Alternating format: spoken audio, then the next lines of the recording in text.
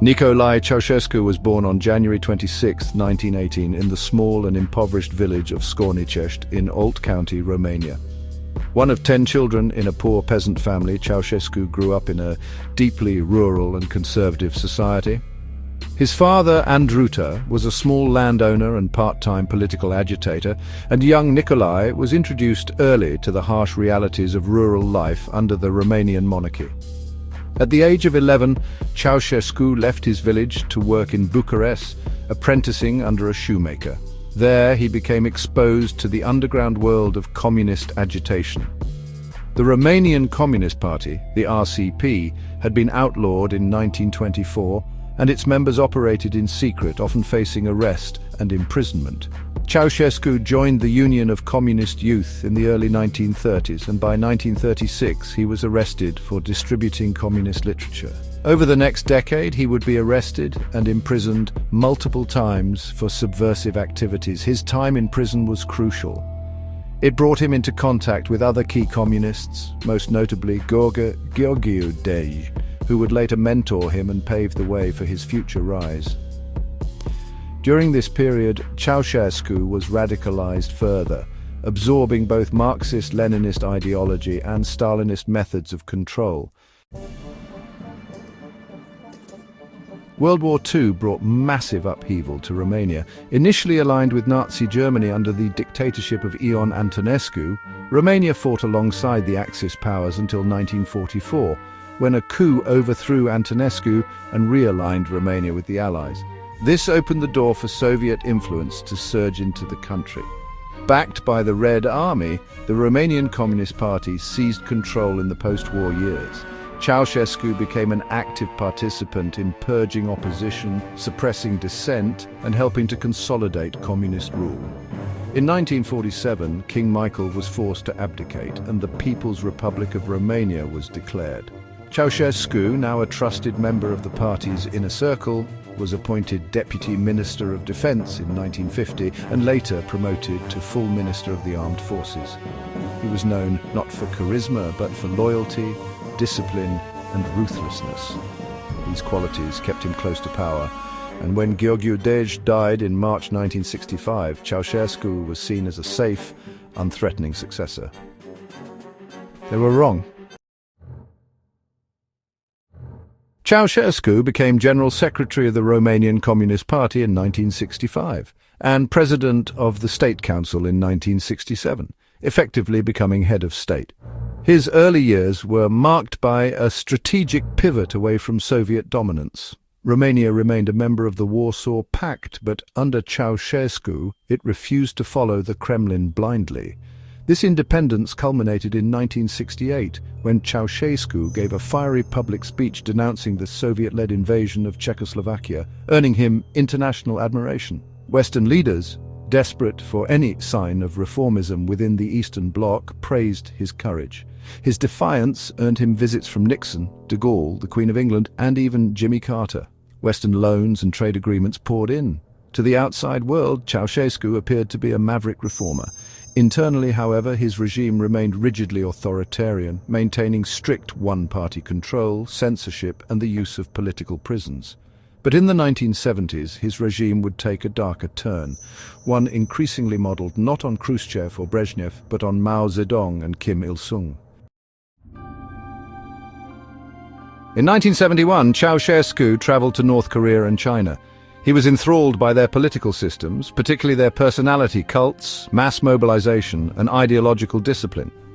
Upon returning to Romania, he issued the July Theses, a blueprint for re-Stalinization.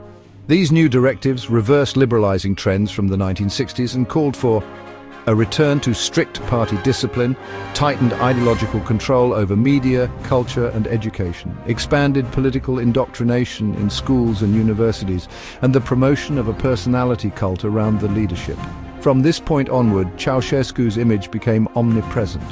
He was portrayed as the visionary leader, beloved father of the nation, hero among heroes, and the genius of the Carpathians.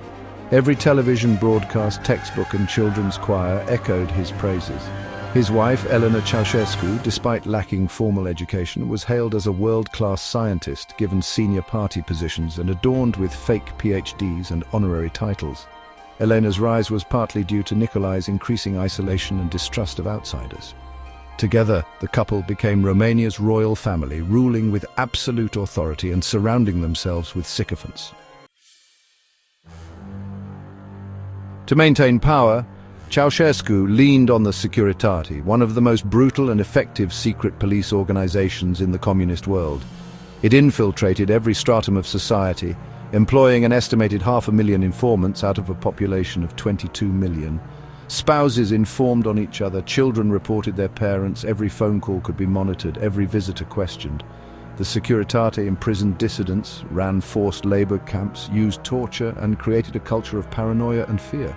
Even the Eastern Bloc viewed Romania's security apparatus with a kind of horrified awe.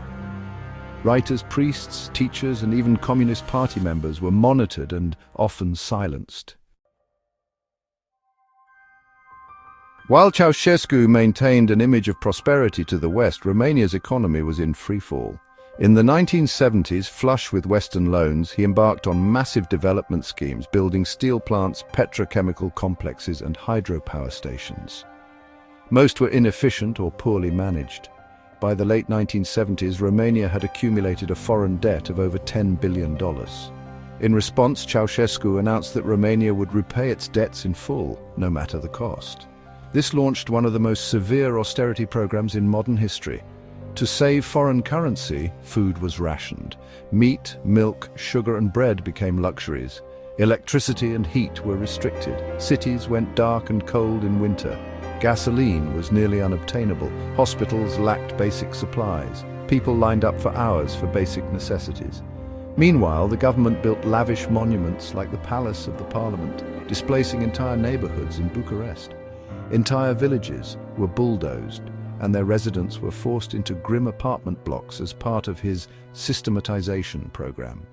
This dystopian reality coexisted with Ceaușescu's propaganda, which claimed Romania was a paradise of health, growth, and self-reliance.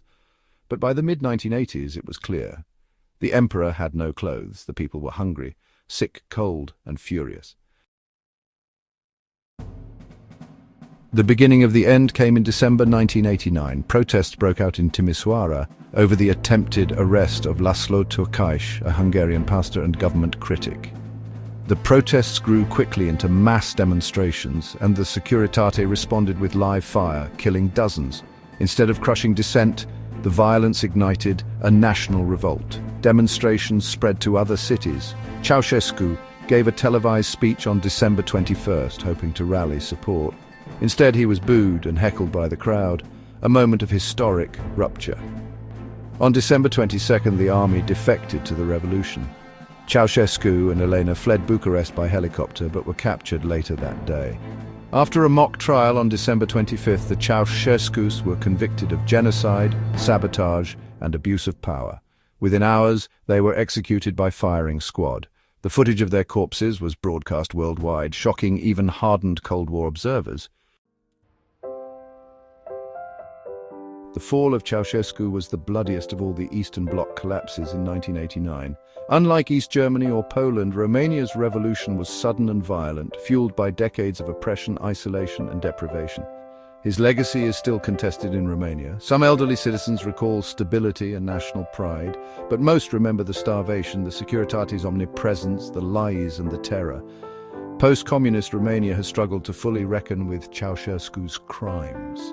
Files were destroyed, former Securitate members slipped into the post-communist elite. The vast palace of the parliament still looms over Bucharest, a silent testament to his megalomania. Ceaușescu's rule demonstrates the dangers of unchecked power, of personality cults, and the seductive appeal of nationalism cloaked in totalitarian control. He manipulated both Eastern and Western ideologies, weaponized fear, and crafted a false utopia. In doing so, he dragged an entire nation into darkness.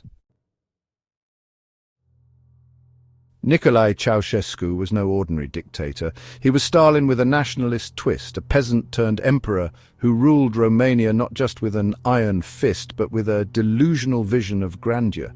His fall marked not just the end of a regime, but the end of an era in which power could be absolute and unaccountable.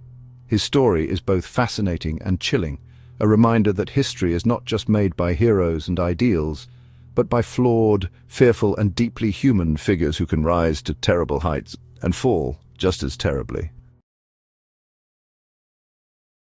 And thanks for watching. For more bite-sized bits of blistering history, please like and subscribe.